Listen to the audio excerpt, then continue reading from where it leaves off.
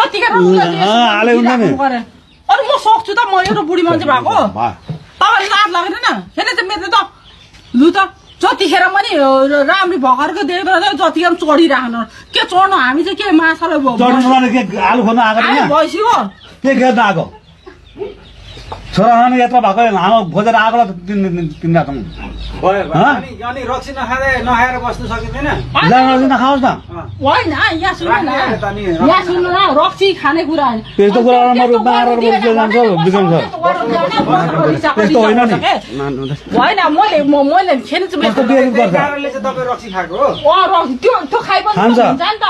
अनि घरिघरि चाहिँ दिदो रुसी माछाले माछेर भोलिघरि चाहिँ माछालाई उसलाई चढ्नै दिँदैन रहेछ उल्टो कुटे त्यो हुँदो रहेछ कि हाम्रो त्यो झगडा भनेको नि झगडा भएपछि हाम्रो त्योमा मात्रै झगडा हुने के फेरि यहाँ सुन्नु न 10 घण्टासम्म उसले चाहिँ गरेको बस्छ त गरेको हामी चाहिँ के हामी त छोक्दैन त्यस्तै त बोले पनि सक्दैन भने म अर्को केटी बिहे गर्छु भने लु गर न त भने मैले उसलाई पनि ल्याइदिएको कसौँला साँच्ची भनेको मेरो सौता लिएर चुप्लागा भन्दैछु म चुप्लागा भन्दैछु अरे दाखा एकै खेपमा फेरि गरेर मलाई पड्काउनु नपर्छ नि फेरि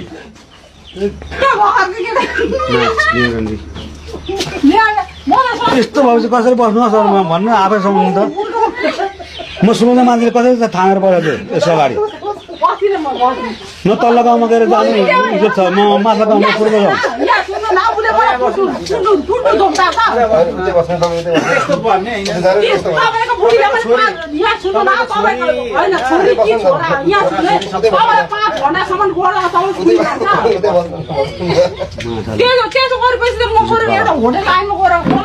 होटलमा त रातमा के अरे 1000-2000 रातमा कमाउँदैन एक घन्टा त्यस्तो जतिखेर पनि बुझे यसो गरेको हामी चाहिँ मानिराख्नु हामी चाहिँ भैँसी हो र भैँसी हो भाइ तपाईँ त मेरो ज्वाइँ हो साँच्ची भन्दाखेरि म के हामी चाहिँ भैँसी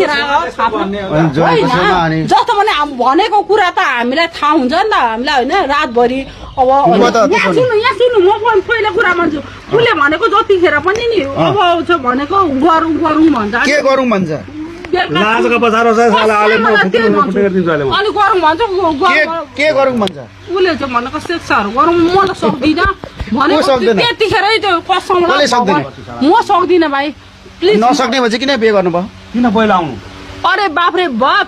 मेरो त कसमले एपेन्डिसाइटमा ए त्यो बिरामीले तपाईँले पनि अब त्यस्तो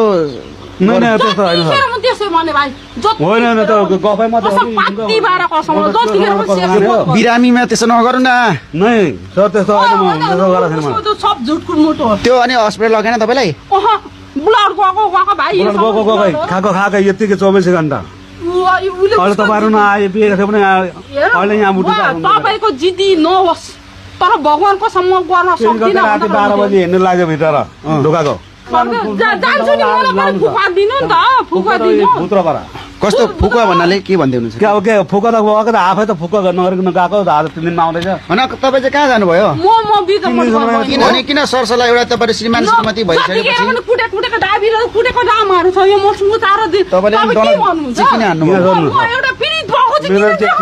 म सोध्दैछु एकछिन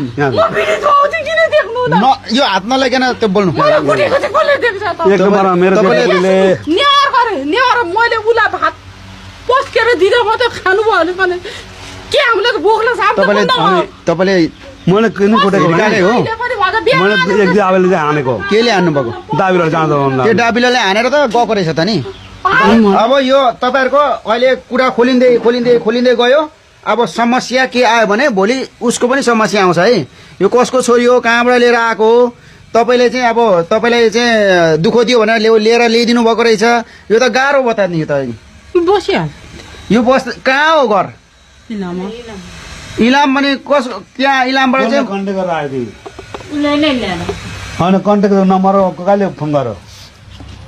कान्छी लिएर आएको रे भेटाएर अनि तपाईँको घरमा को हुनुहुन्छ बुवा दाजुभाइ दिदीबहिनीहरू एकजना मात्रै तपाईँ मात्रै हो बिहे गर्नुभएको छैन तपाईँले नडाँट्नु नि फेरि तपाईँलाई देखिरहेको छ भिडियोमा फेरि मेरो बुढी हो भन्यो होइन छैन छैन अनि तपाईँ चाहिँ किन आउनुभएको उहाँसँग बिहे गर्नुको लागि आउनुभएको म त बिहे गर्न आएको होइन उसले नै ल्याएर आएको अनि तपाईँले किन ल्याउनु भएको के गर्नु ल्याएको मेरो घरमा सुँगुरु फम्छ भनेर ल्या तपाईँले चाहिँ किन ल्याउनु भएको म आउनै मानेको थिइनँ जान्छ बहिनी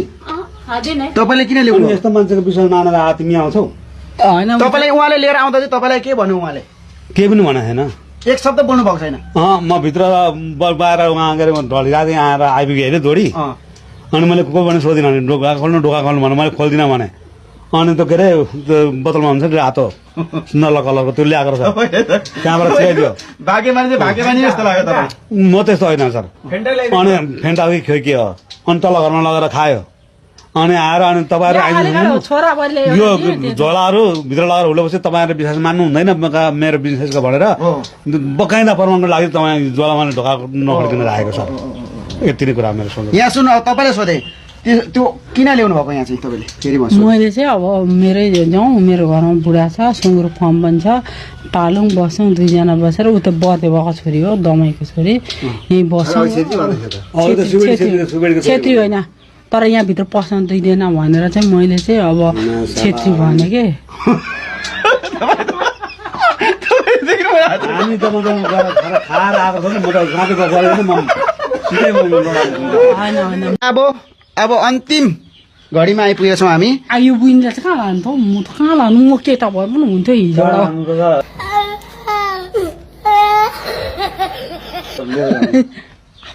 तपाईँ अनि किन ल्याउनु भयो त नि केता भएर राख्दा हुन्थ्यो अहिले रोकिएको बुन खाएको थिएँ के भन्दैन मेरो बुढो छ